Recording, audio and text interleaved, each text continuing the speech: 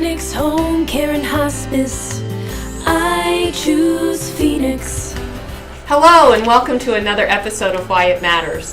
Why It Matters is brought to you by Phoenix Home Care and Hospice. And what we do is we love to bring our mission to life about finding memorable moments and enjoying those moments, the best moments we can in this life.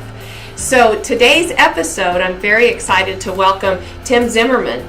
He is a Health Services Paramedic Captain here in Loveland, Colorado.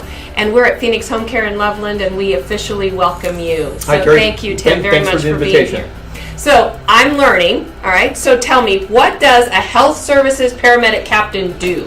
Well, it's a great question. It's a big mouthful. But the chief and I decided a few years ago to look at helping some of our unique and loyal customers that we were seeing on a repeated basis and taking them to the emergency department that sometimes their needs weren't being met there, and their needs were probably better suited for their primary care or their home health care organization.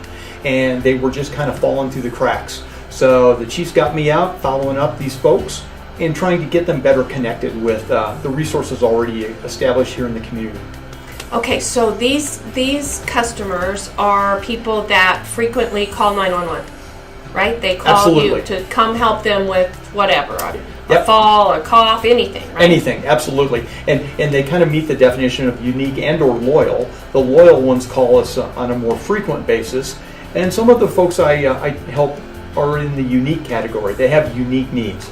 They have a powered wheelchair that suddenly doesn't work, Okay. and that they're stuck in their apartment. Okay. Or they no longer can get connected with the food bank.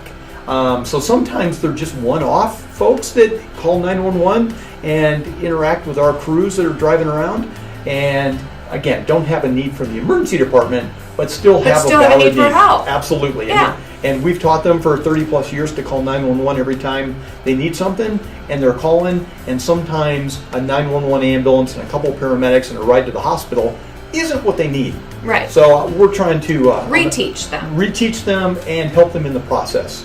Great. So proactively, these folks, if people are watching this and they're listening to this saying, well, what does this guy do? Well, proactively, what do you wish everybody would do to make sure that they have a nice network to turn to? What could they do? I think some of it's educate their family about their shortcomings and their challenges that they're having in their current situation, whether it's living at home or living by themselves.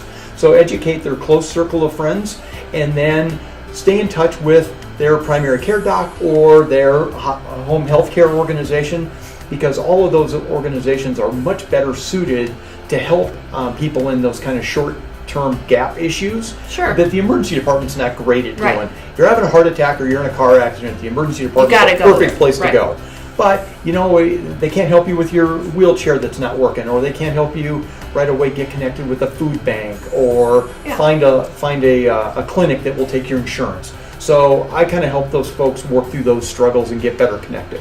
So connections is important. Yeah, so connections, proactively, they get a primary care physician. They get an advocate to understand their insurance situation. They know their food bank. They know other resources than 911. Yep, absolutely. And then stay connected with them. Fantastic. Stay connected with them, because just a phone call to your doctor, or some places are allowing emails to your doctor.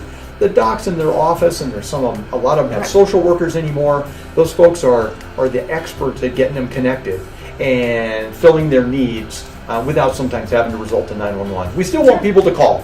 We're not Still going to call fix us this. if it's in that emergent situation. Absolutely. Yeah. Or if you even think it could be, still always call. But know that this organization in Loveland, as well as a lot of communities in the state and the country, are spinning up similar programs to help people after that 911 call to go, okay, here's some routes to better resources. Because we keep seeing those frequent and unique customers. Absolutely. Sure. They're calling every day. Yeah. How'd you do this? How did you get into this business? Everybody's got their story. I was 17 hiking, somebody got hurt, we're in the middle of nowhere. Wow. I had to move my tent so the helicopter could land. Wow. And just was like, this is kind of fun. Starting the ski patrol, and then a volunteer fire department, and they sent me to paramedic school, and 40 plus years later, here I am. 40 plus years, that's awesome. Yeah. Taking care and helping people. It's been and fun. I love where you're at right now, where you're helping them help themselves. I love that. Absolutely, it's a great thing, and we've got a great chief in this organization, and he's very forward thinking in that. of saying we just can't keep throwing ambulances at increased call loads and taking people to the ER doesn't make them sometimes any better. If they've got mental health issues or other things going on, they just don't get better there. So he was like, well, you spin up this program and follow up these folks and see if you can get them better connected. That's wonderful. So how do you know you're successful? What's your method of measurement? Well, our measurement really is kind of loose in I track how often people call.